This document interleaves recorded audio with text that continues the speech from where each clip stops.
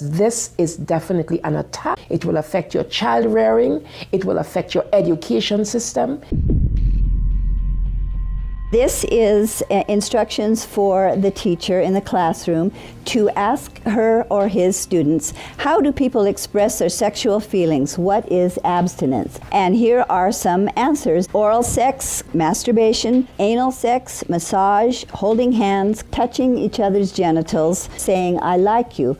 And what they're doing is equating all these things. Saying, I like you is equal to anal sex. It is pornography. Men, especially on the house floor, did not want to look at. We couldn't show this on the television news, but yet we want our 4th grade children to be looking at this book. In the name of sexuality education, children are seeing obscene materials that have been ruled by Congress and by the Supreme Court impossible to show to children.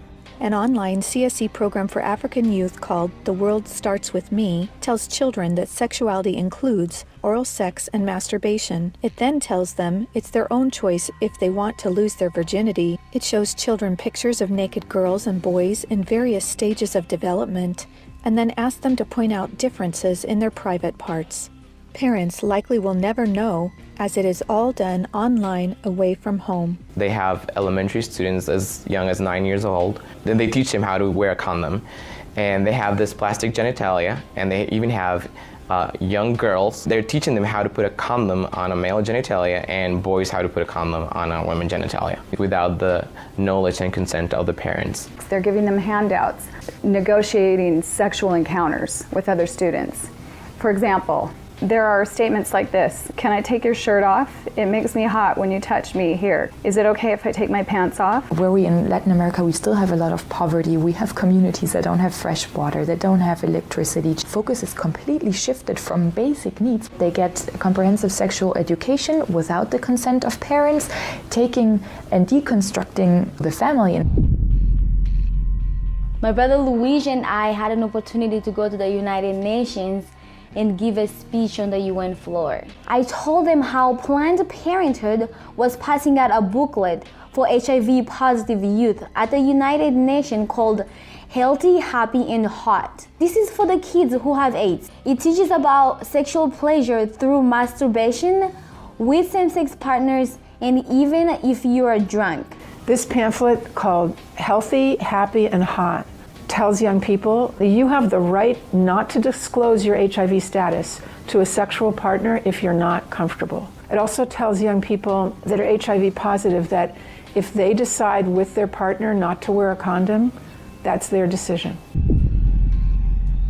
The World Health Organization standards for sexuality education in Europe actually suggest that children ages 0 to 4 should be given information about masturbation and given the right to explore their gender identity. For ages 4 to 6, children should be taught about same-sex relationships and respect for different norms regarding sexuality. The interests of organizations like UNFPA and IPPF is to get parents out of the picture and to radicalize and sexualize children. UNFPA has tried to convince my country to change our positions on issues such as reproductive rights and comprehensive sexuality education. Madam Chair, does the UNFPA think it can do this because Nauru is the smallest member state of the United Nations? The Nigerian government was actually told by the Western countries that if they do not give in, that they will be denied foreign aid.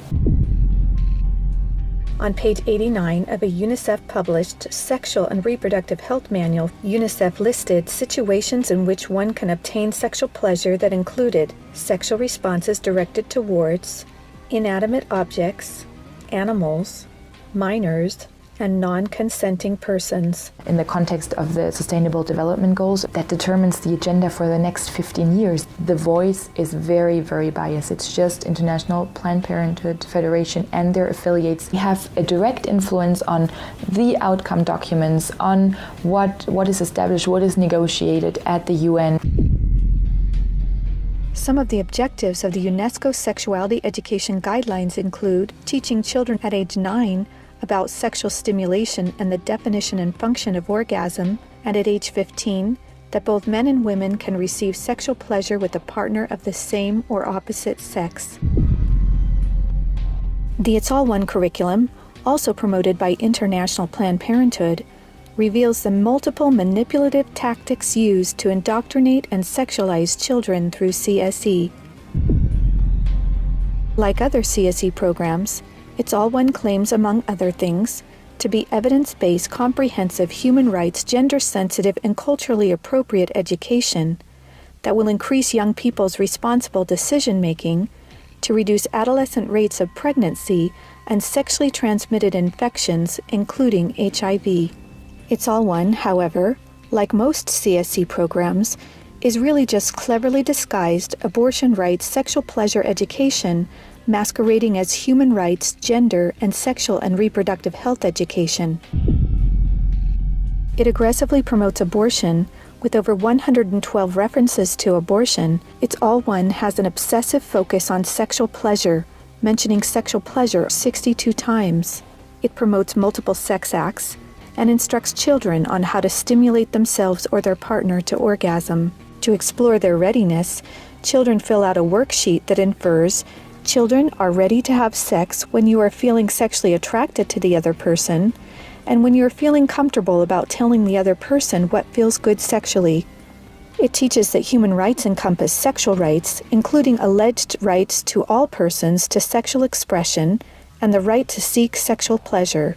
Hooking children on sex is a multi-billion-dollar business for Planned Parenthood and other similar organizations. This is because children, or prospects, once sexualized, become Planned Parenthood customers, dependent upon their services. Comprehensive sexuality education programs are disguised under many names.